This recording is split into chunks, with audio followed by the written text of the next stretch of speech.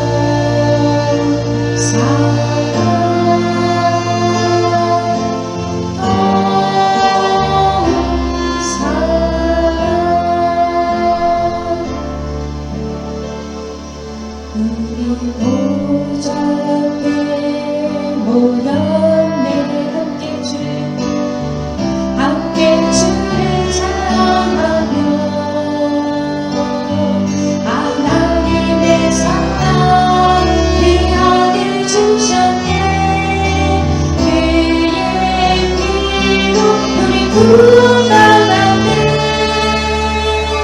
십자가에서 쏟으신 그 사랑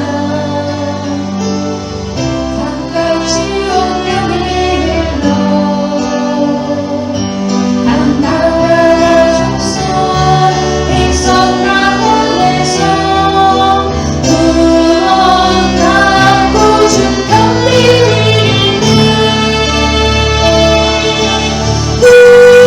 구원하시니 보좌를 앉으신 우리 하나님과 어린 양끼리 돌아 구원하시니 보좌를 앉으신 우리 하나님과 어린 양끼리 돌아 우리 보좌께 모였네. 함께 주를 찬양하며 하나님의 사랑 그 아들 주셨네. 그의 의로 우리 구원받았네. 십자가에서 쏟으신 그 사랑 강같이 온땅에 흘러 한 나라가 족속 백성 가운데서 구원받고 준 편리는 구원하시니 보좌에 앉으신 우리 하나님과 어린 양끼리 돌아 구원하시니 보좌에 앉으신 우리 하나님과 어린 양끼리 돌아 구원하시니 보좌에 앉으신 우리 하나님과 어린 양끼리 돌아 구원하시니 보좌에 앉으신 우리 하나님과 어린 양끼리 돌아 구원하시니 보좌에 앉으신 우리 하나님과 어린 양끼리 돌아 구원하시니 보좌에 앉으신 우리 하나님과 어린 양끼리 돌아 다같이 기도하시겠습니다. 여러분을 그리스도의 기도를 돌보시기를 돌보고 여러분 돌보시기를 기도하시기를 돌보고 아마도 그를 기도를 기도하시기를 돌보고 여러분 돌보시기를 기도하시기를 돌보고 아마도 기도를 기도하시기를 돌보시기를 돌보고 여러분 돌보시기를 기도하시기를 아마도 그를 기도하시기를 돌보시기를 오늘 우리들에게 주시는 하나님 말씀은 느헤미야 8장입니다. 구약성경 737쪽에 나와 있습니다. 느헤미야 8장 말씀 교독하시면서 말씀 함께 보시겠습니다.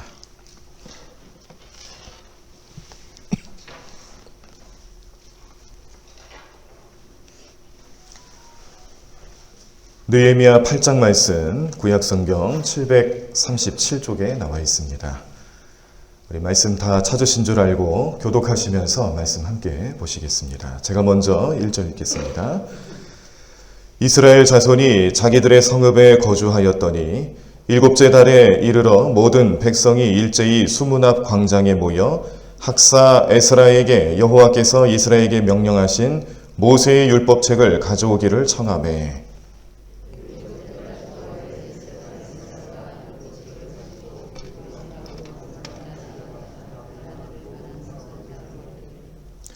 수문 앞 광장에서 새벽부터 정오까지 남자나 여자나 알아들을 만한 모든 사람 앞에서 읽음에 뭇 백성이 그 율법책에 귀를 기울였는데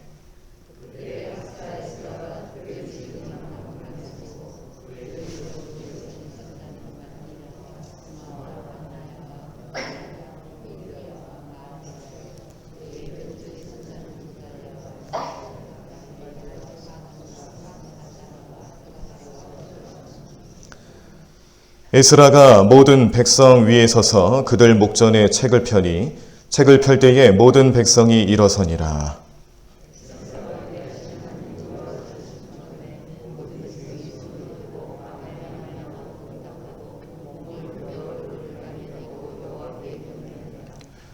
예수아와 바니와 세레바와 야민과 악굽과 사부대와 호디야와 마아세야와 그리다와 아사랴와 요사밧과 하난과 블라야와 레위 사람들은 백성이 제자리에 서 있는 동안 그들에게 율법을 깨닫게 하였는데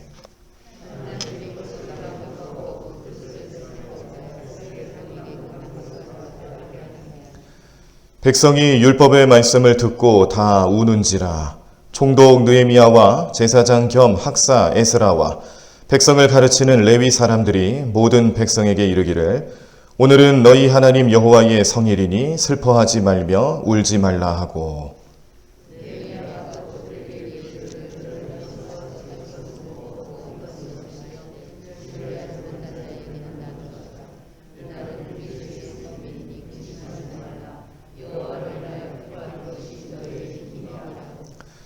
레위 사람들도 모든 백성을 정숙하게 하여 이르기를 오늘은 성일이니 마땅히 조용하고 근심하지 말라 하니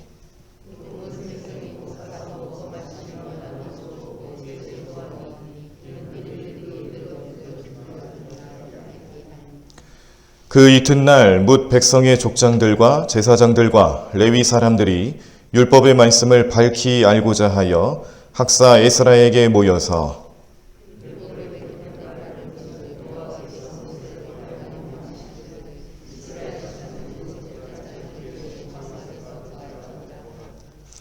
또 일러스되 모든 성읍과 예루살렘에 공포하여 이르기를 너희는 산에 가서 감람나무 가지와 들감람나무 가지와 화석류 나무 가지와 종려나무 가지와 기타 무성한 나무 가지를 가져다가 기록한 바를 따라 초막을 지으라 하라 한지라.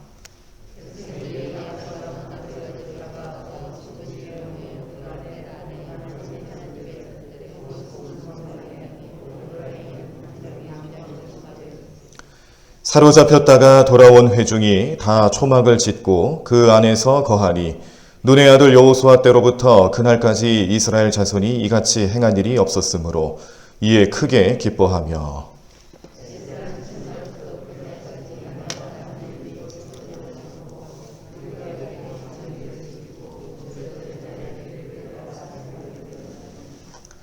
아멘.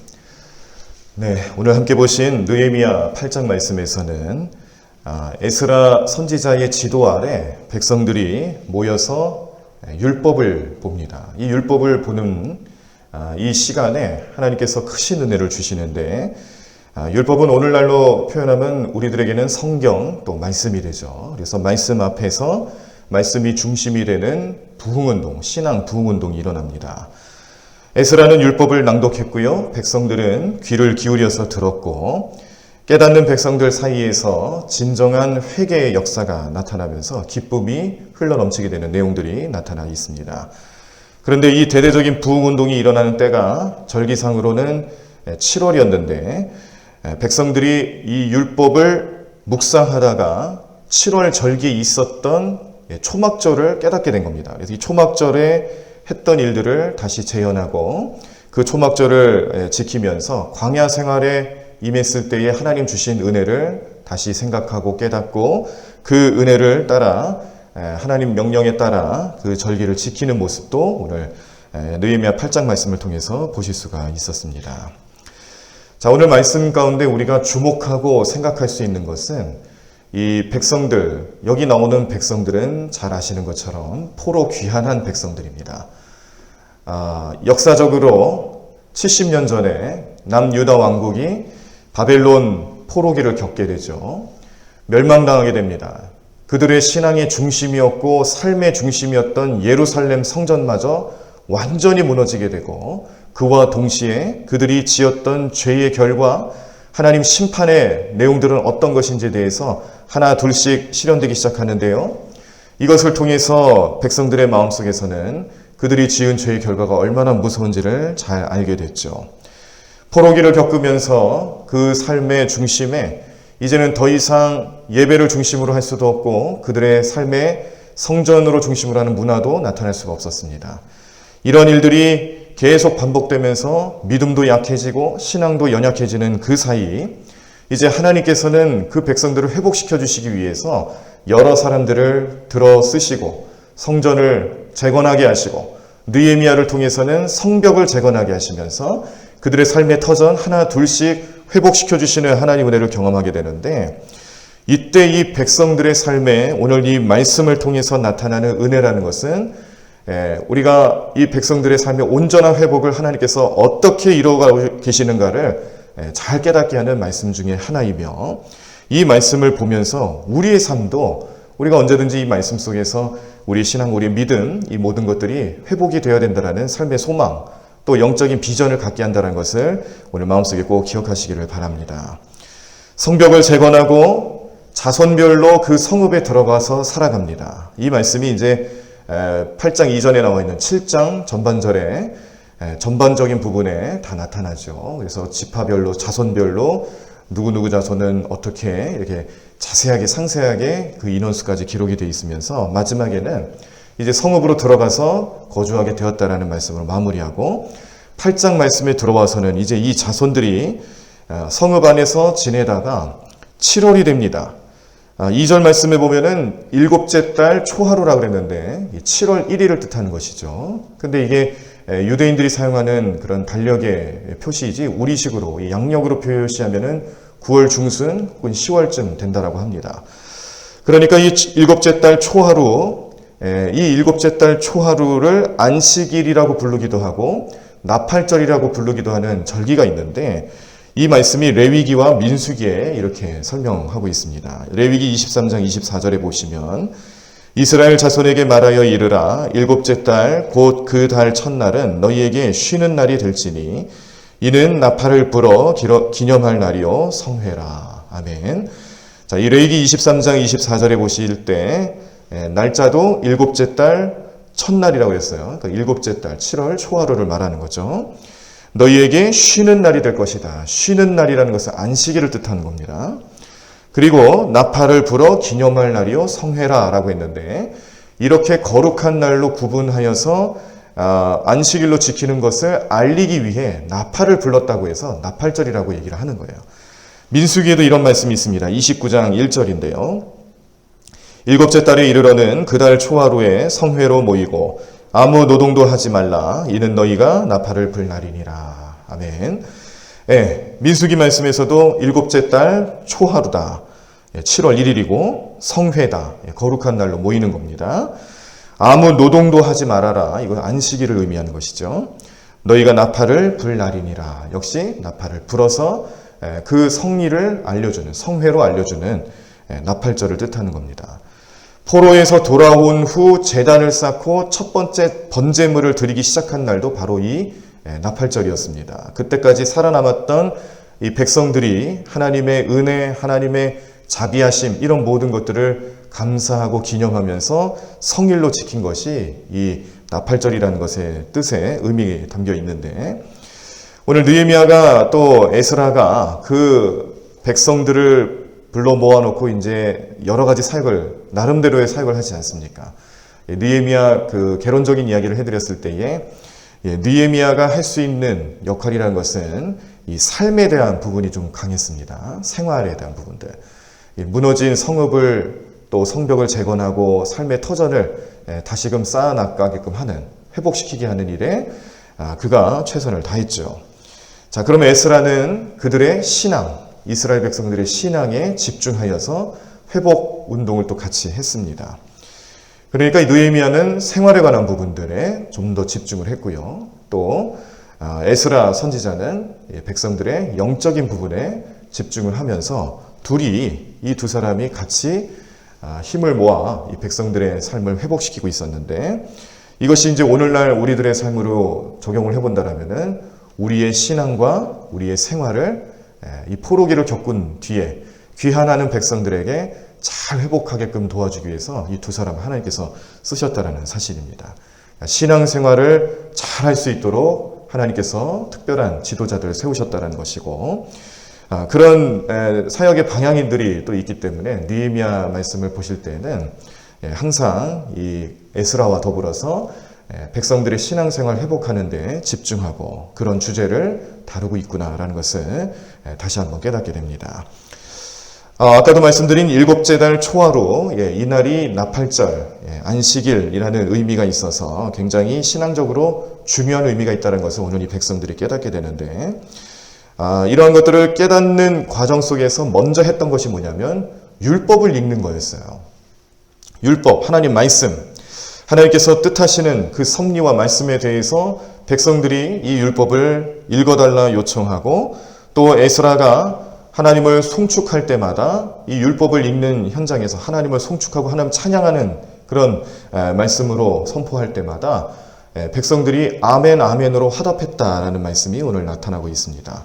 그냥 아멘으로만 화답한 게 아니라 그들의 얼굴을 땅에 완전히 대면서 하나님 앞에 완전한 겸손함, 그리고 하나님 말씀에 복종할 것을, 순종할 것을 몸으로도 표현했고 아멘으로도 화답을 했다는 것을 볼 수가 있는데, 그러므로 이 백성들의 마음속에 하나님을 송축할 때, 말씀이 나타날 때 그들의 삶에 얼마나 이 말씀에 대한 간절함이 있었는지를 오늘 우리는 말씀을 통해서 깨닫게 됩니다. 말씀을 요청하고 말씀을 가까이 하는 삶에 있어서도 우리가 그냥 하는 게 아니라는 거죠. 간절함이 있어야 된다는 겁니다.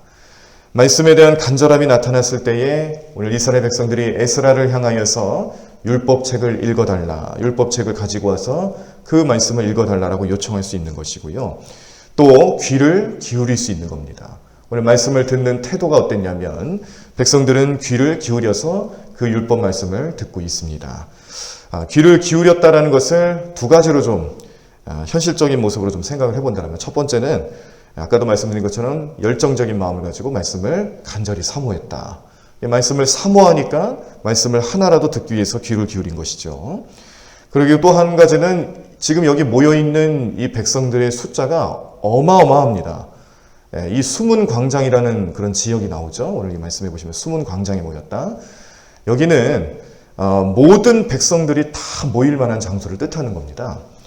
그러니까 포로 귀환한 후에 남아있는 이 백성들의 숫자가 많았는데 그 모든 백성들, 이 많은 백성들이 한 자리에 모여서 에스라에 전해주는 율법 말씀을 듣고 있는 거예요. 근데 에스라 주변에 있는 사람들은 잘 들리겠죠. 그런데 멀리 있는 사람들은 어떻겠습니까? 귀를 기울이지 않고서는 들을 수가 없는 거예요. 그런 두 가지 의미가 있는 겁니다. 말씀을 사모하기 때문에 귀를 기울이는 모습도 있고, 또 하나는 내 지금 위치가 너무 많은 사람들이 모여 있다 보니까 어떻게든지 그 말씀 하나하나를 놓치지 않기 위해서 귀를 기울이고 있다. 그런 모습으로 우리가 생각할 수가 있겠습니다. 에스라가 중심에 서서 말씀을 전하는 현장에 오른쪽에 6명, 왼쪽에 7명 에스라와 함께 동역하는 사람들이 자리를 같이 하고 있고요. 또 그 자리에 함께하지 않는 다른 동역자들은 사람들, 멀리까지 있어서 듣지 못하는 사람들을 위해 거기로 갔어요. 멀리 있는 사람들에게 가서 곁에 서서 같이 율법을 읽어주고 또 설명하는 일들을 감당하고 있다는 것을 오늘 본문 말씀을 통해서 볼 수가 있습니다. 말씀을 읽는 자리, 율법을 읽어주는 그 자리에서 백성들은 일제히 자리에서 일어나서 말씀을 들었습니다. 그 시간이 무려 이른 아침부터 정오까지 긴 시간입니다. 우리가 1시간 일어서서 예배드리는 것도 사실 굉장히 힘든 일이거든요. 그런데 몇 시간을 일어나 있는 상태로 말씀을 듣고 있는 이 백성들의 모습을 보면서 얼마나 하나님 말씀에 경외심을 표현하고 간절함이 있었으면 이렇게 말씀 앞에 그들의 태도가, 삶의 태도가 완전히 바뀔 수 있을까.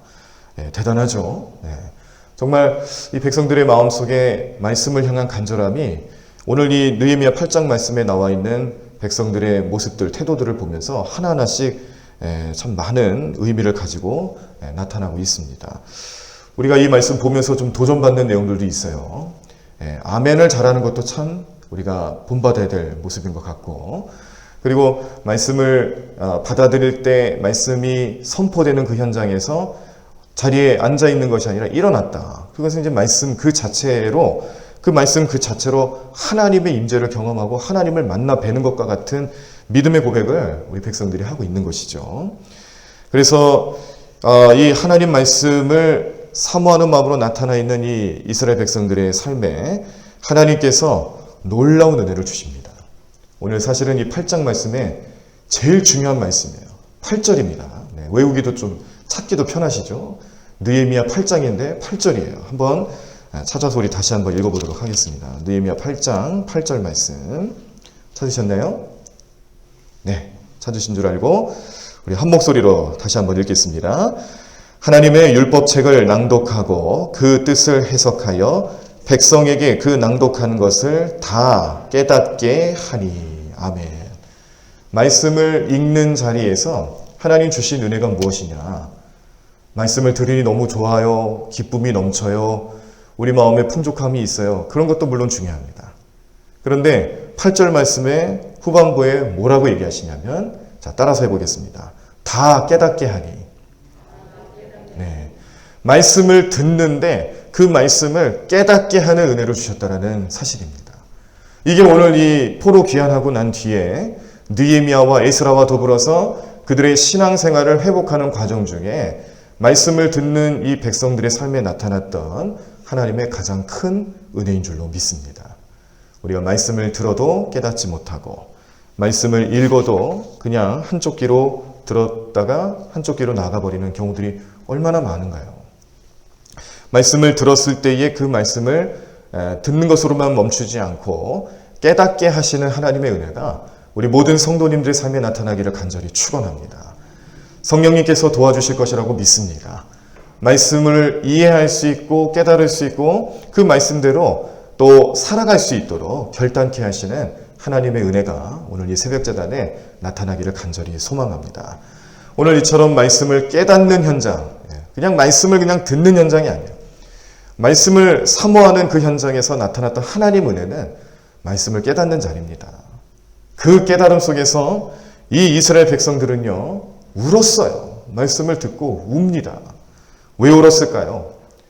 자신들의 죄가 얼마나 컸는지, 하나님 말씀대로 살아가지 못했던 과거 우리 조상들의 모습과 자신들의 삶의 모습에 하나님 주시는 그 심판의 메시지가 얼마나 무서운 거였는지를 깨달은 거죠.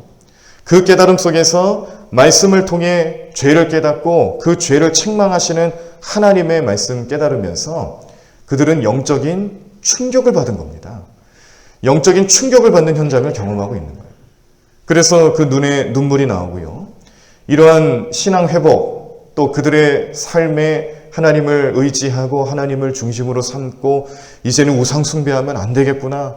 이처럼 포로 생활 70년 동안 하다가 돌아오게끔 도와주신 하나님 은혜도 감사하고 이런 모든 여정과 모든 감사의 내용들을 생각하면 생각할수록 그들의 마음속에서는 눈물이 날 수밖에 없었고 백성들의 마음속에서는 이러한 것들을 통해서 어떤 영적인 충격을 받는 것뿐만 아니라 그들의 삶에 종교적인 개혁도 자연스럽게 일어나고 있다는 것을 오늘 깨닫게 됩니다. 구약 성경을 보시면은 이제 이 이스라엘 백성들의 역사를 담고 있는 열왕기 말씀이라든지 이런 말씀 속에 몇몇 왕들이 종교 개혁을 하는 그런 현장들이 있습니다. 그 중에 대표적인 인물이 요시야라는 왕이 있어요. 요시야 왕도 오늘 이 이스라엘 백성들이 말씀을 듣고 깨달았을 때에 눈물을 흘리면서 충격을 받는 그 현장, 요시야 왕도 경험을 합니다. 자, 어떻게 경험을 하냐면 열왕기하 22장 11절인데요. 왕이 율법책의 말을 듣자 곧 그의 옷을 찢으니라 라는 표현이 나옵니다. 말씀을 듣는 왕의 마음속에 깨달음이 오니까 어떤 이 하나님 주시는 그 은혜에 대해서 완벽한 깨달음을 얻게 되니까 옷을 찢었다는 거예요.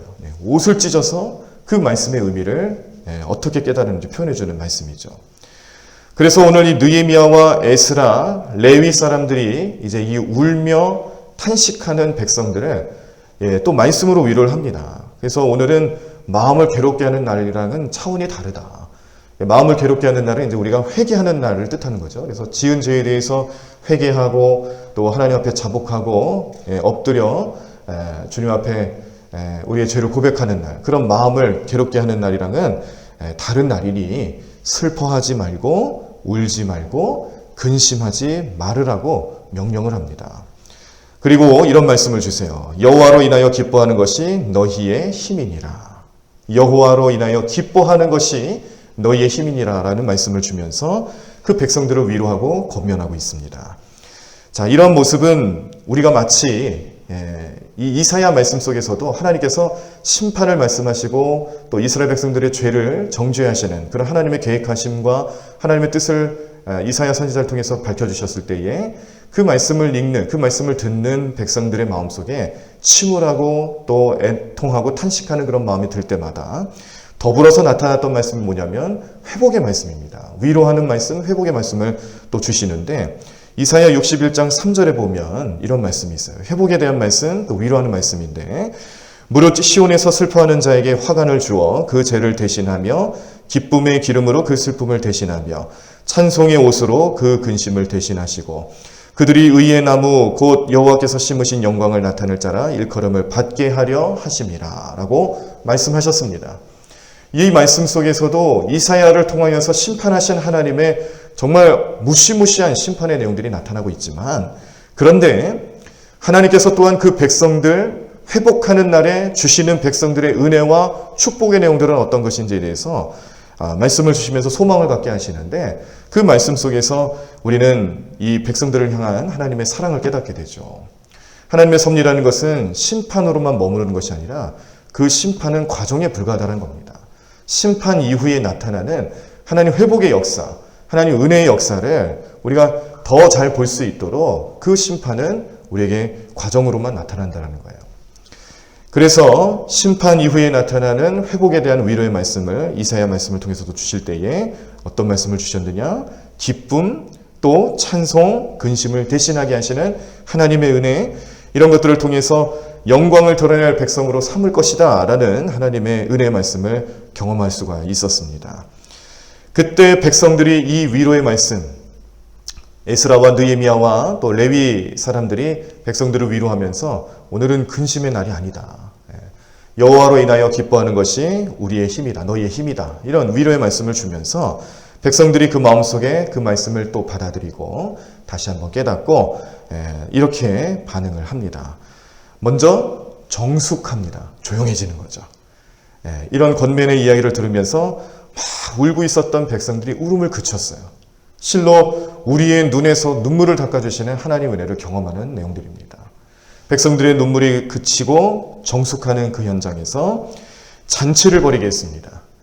소와 양을 잡고 서로 먹을 것을 나누면서 잔치를 벌이고 하나님의 은혜, 그 하나님의 은혜로 율법을 아는 것이 얼마나 큰 기쁨이며 즐거움인지를 서로 나누게 되는데 이 하나님의 은혜는 아까 말씀드린 8절이에요. 말씀을 깨닫게 하시는 율법의 의미를 깨닫게 하시는 하나님의 은혜입니다. 그 은혜 속에서 크게 즐거워하는 백성들로 나타나게 됩니다.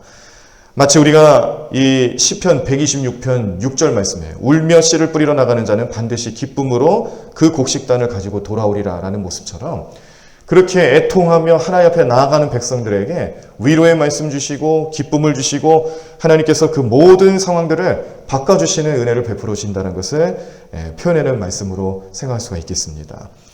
우리가 애통하는 마음으로 울며 씨를 뿌리러 나가는 사람들의 마음처럼 그렇게 오늘 하루를 시작하지만 그러나 우리 하루의 마무리, 우리의 기도 제목들에 응답하는 그때, 그 시간, 우리의 모든 삶의 현장에서 하나님께서는 우리의 애통하는 마음을 위로해 주시고 우리의 눈물을 닦아주시고 우리로 하여금 우리가 원하는 바대로 또 기도하는 바대로 응답받는 하나님의 은혜를 경험하게 하시는 놀라운 능력이 우리의 삶 가운데도 나타날 줄로 믿습니다. 오늘 이스라엘 백성들이 이렇게 그 은혜를 경험하고 있는 거죠.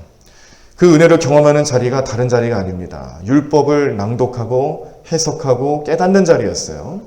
그 자리에서 하나님 말씀을 받아들이는 이스라엘 백성들의 삶에 하나님께서 참 많은 은혜를 주고 계시는구나. 회개의 영을 주셨고 또 이 백성들의 마음속에 어떤 신앙생활에 대한 확고한 회복의 역사를 나타내 주시는 하나님의 은혜를 오늘 경험하고 있는 것입니다. 자, 그런데 좀 특별한 것은요. 13절 말씀을 보면 그 이튿날 뭇 백성의 족장들과 제사장들과 레위 사람들이 율법의 말씀을 밝히 알고자 하여 학사 에스라에게 모여서라는 말씀이 나옵니다. 자, 오늘날로 표현하면요, 지금 이 현장이 어떤 현장이냐면 이제 지도자격되는 이스라엘 백성들의 지도자격되는 사람들이 다시금 에스라에게 모여서 율법을 더 자세히 알고자 하는 모임을 가진 거예요. 오늘날로 표현하면은 에스라를 중심으로 해서 모인 제자 훈련이라고 할 수 있습니다. 그래서 말씀을 더 깊이 있게 알기 위해 모이고 또 깨닫고 또 연구하고 그런 일들을 통하여서 이 그 지도자들이 될 만한 사람들, 여기 나온 사람들이 이제 족장이다, 제사장이다, 레위인들이다, 이런 사람들이 이제 에스라와 함께 그 율법에 대한 내용들을 잘 듣고 배움 받아서 교육을 받아서 다시 백성들에게 그 율법을 가르칠 만한 내용을 그런 소양을 얻고 다시금 백성들에게 나가는 그런 제자 훈련과 같은 삶을 오늘 보여주고 있다는 것을 깨닫게 됩니다. 그때 나타난 게 뭐냐면 이 초막절 규례를 또 발견하게 된 거예요. 말씀 초반에는 7월 1일 일곱째 달 초하루가 가지고 있는 의미를 백성들이 알고 안식일 또 나팔절이라고 불려져서 그 날을 또 함께 생각하고 그날의 율법 말씀을 이제 보게 됐다는 내용들이 나왔죠. 자, 그런데 율법 말씀들을 하나하나씩 더 깊이 있게 보다 보니까 초막절 규례를 발견한 겁니다. 초막절 규례. 백성들이 이 초막절 규례를 발견하고 자발적으로 초막절을 지키는 모습이 오늘 본문 말씀의 후반부에 나옵니다. 초막절은 이스라엘 백성들이 광야 생활을 하면서 하나님께 받은 은혜와 사랑을 또 그들이 유량하게 되었던 광야 생활 속에서 장막을 치고 그곳에서 생활하며 그들의 민족의 역사적인 은혜 또 신앙적인 여러 가지 내용들을 해석해가며 만들어진 절기 중에 하나인데 이 하나님의 은혜를 그동안 잊고 있다가 율법을 통하여서 다시금 절기로 회복하면서 이 절기가 그들의 이 백성들의 삶에 하나님 주시는 은혜가 어떤 것인지를 확실히 또 깨닫게 하는 모습으로 나타나고 있습니다. 이 초막절을 통해서 기억해야 될 것은 무엇이냐면 하나님의 인도하심이에요. 하나님의 보호하심입니다. 이 하나님의 인도하심과 보호하심을 통해 광야 생활을 감당할 수 있었던 이스라엘 백성들의 역사적인 사실 이런 것들을 이 초막절을 지키면서 고백하고 깨닫는 시간들인데 이 절기라는 것은 하나님께서 명령하시고 가르쳐 주실 때에 이 절기를 자녀 대대손손 가르쳐 지키게 하라는 명령도 같이 있었죠. 이런 것들에 대해서 회복을 하는 거예요. 그래서 오늘 말씀도 회복을 하지만 이 말씀 속에서 하나님 명령하신 규례와 내용들을 또 하나 둘씩 회복하고 있는 백성들의 모습을 오늘 우리가 보실 수가 있었습니다.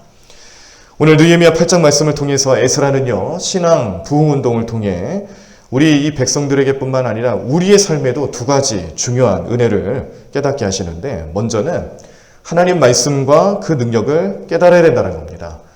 하나님 말씀이 선포되는 자리에서 백성들의 삶에 기쁨과 능력과 변화를 주셨던 것처럼 우리가 이 세상 살아가면서 우리 삶의 영적인 변화와 은혜를 간절히 사모하는 분들은 말씀을 가까이 하셔야 된다는 거예요. 말씀을 늘 묵상하셔야 됩니다. 그래서 우리가 이 새벽 제단을 참여하셔서 매일매일 정해진 순서대로 말씀 묵상하시고 또 그 말씀 붙잡고 이 말씀이 나에게 주는 은혜가 무엇일까를 생각하면서 그 말씀대로 살아가기 위해 기도하시고 결단하시는 것은 정말 잘하시는 일이에요. 말씀을 날마다 가까이 하고 이 말씀이 우리의 영적인 양식이 될 수 있도록 그 말씀을 받아들이는 것. 그리고 더불어서 이 말씀 속에 어떤 의미가 담겨 있는지를 성령님의 인도하심과 지혜를 통해 깨닫게 되는 삶. 그 깨달음을 통해서 하루하루 살아가는 우리의 삶이 나타날 때마다 우리 하나님의 말씀을 통해서 우리에게 주시는 크신 은혜가 우리 여러분들의 삶 가운데 많이 넘쳐나게 될 줄로 믿습니다.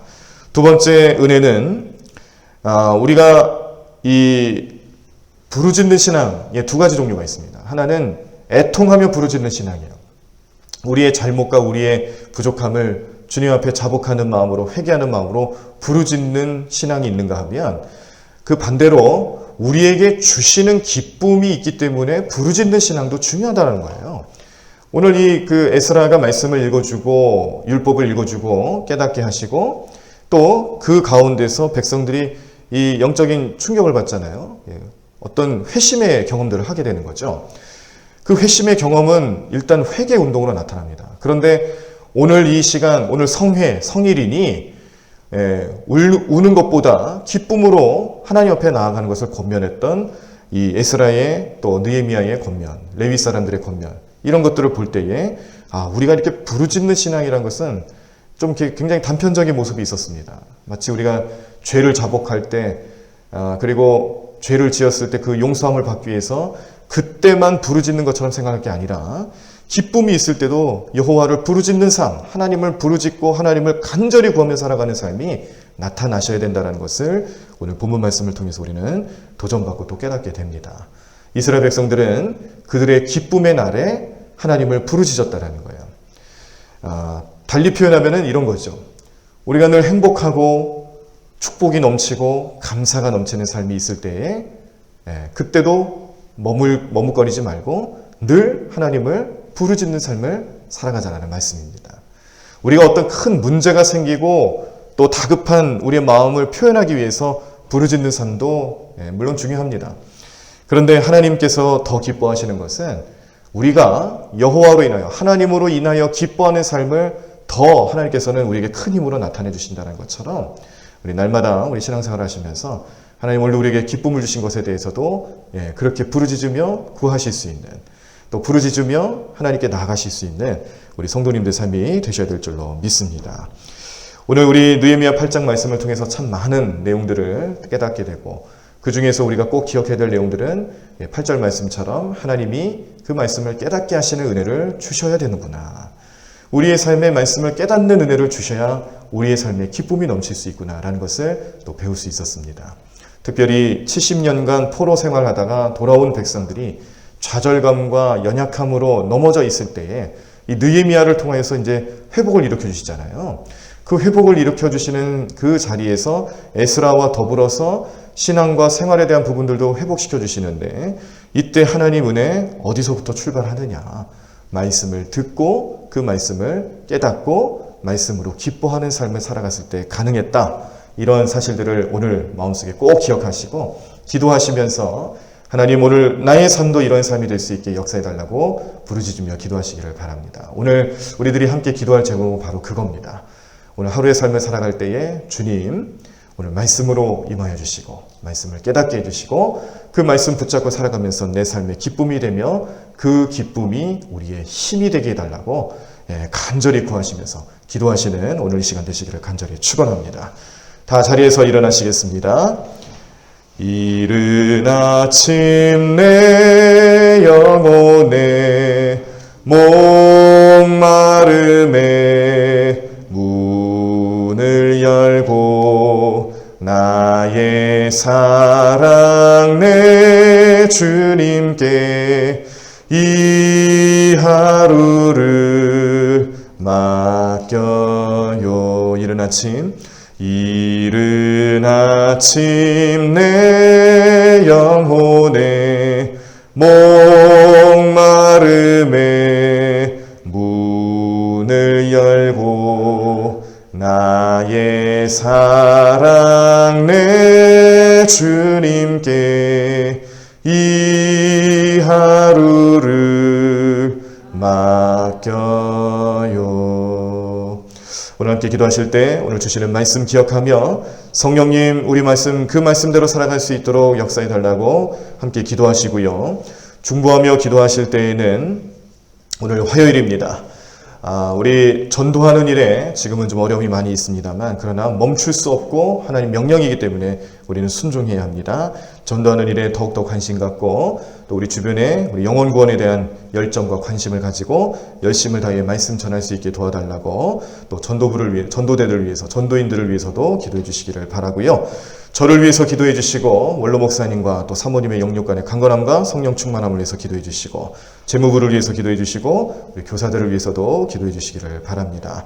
오늘 말씀을 생각하시며 우리 함께 나눈 기도 제목들을 생각하시면서 통성으로 함께 기도하겠습니다. 주님 감사합니다. 오늘도 주님의 놀라운 능력과 은혜로 함께하는 귀한 삶 될 수 있도록 우리 모든 삶을 인도하여 주시옵소서. 우리 발걸음을 축복하여 주시옵시고 우리 마음을 주님 마음에 합하게 하여 주시옵시고 오늘도 주시는 말씀을 생각하고 그 말씀의 의미들을 우리 마음속에 새겨놓으면서 주님 말씀 속에 나타나시는 하나님의 음성을 듣고 그 뜻대로 순종하며 살아갈 수 있는 우리의 삶이 될 수 있도록 역사하여 주시옵소서. 주님 도와주실 줄로 믿습니다.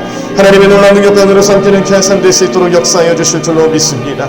하나님 믿음 안에 온전히 승리하며 살아가는 우리 모든 주의 백성들 될 수 있도록, 우리 모든 성도들의 삶이 될 수 있도록 주님 축복하여 주시옵소서. 오늘 말씀 앞에서 주님 주시는 은혜의 삶을 누리며 살아갈 것을 오늘 우리 마음속에 생각하고 기도하며 나아가오니 성령님